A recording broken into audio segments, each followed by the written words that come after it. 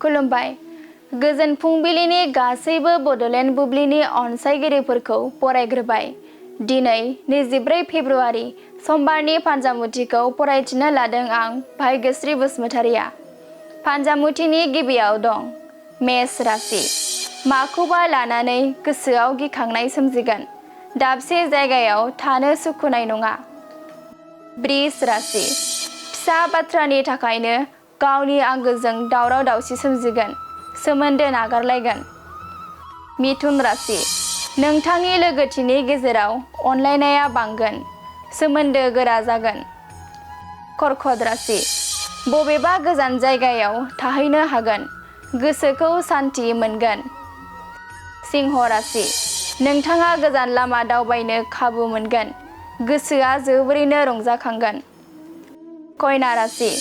नोंथांनि बिबाना गोजौ फारसे जौगालांगोन। न'खराव खुसिजों साग्लोबसारगोन। तुला राशि।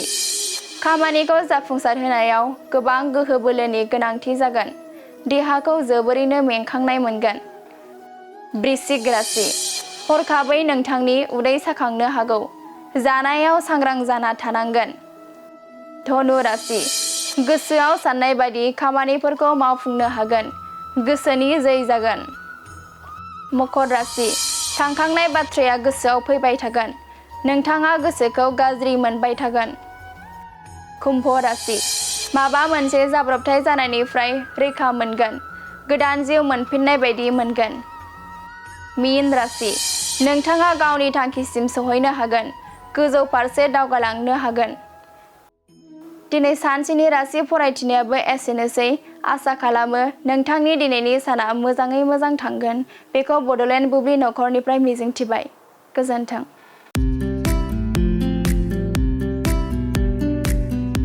2025-26 मायथाइनि गोदानै मुं थिसननायनि थाखाय गोजोनथाव खौरां।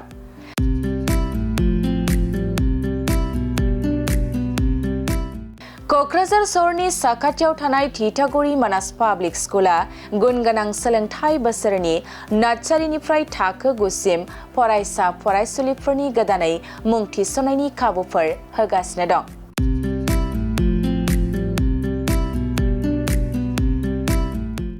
गुन गोनां सोलोंथाइ होनायजों लोगोसे थिथागुरि मानास पाब्लिक स्कुला basic computer education, English speaking environment आरो मोजां सोलोंथाइ गोनां फोरोंगिरिफोर दं।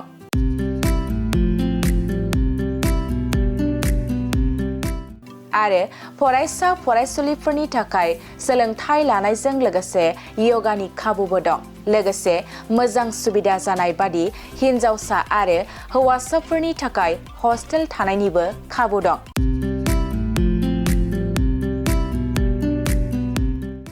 बेनिखायनो नोंथाङाबो नोंथांनि गथ'खौ गोदानै मुं थिसनोब्ला थिथागुरि मानास पाब्लिक स्कुलाव मुं थिसननो हागोन। नोंथाङा आबुङै मिथिबावनो थाखाय 6000853288, 6000489621 आरो 9101008849 जानबुं नाम्बाराव खौरां लाहरनो हागोन।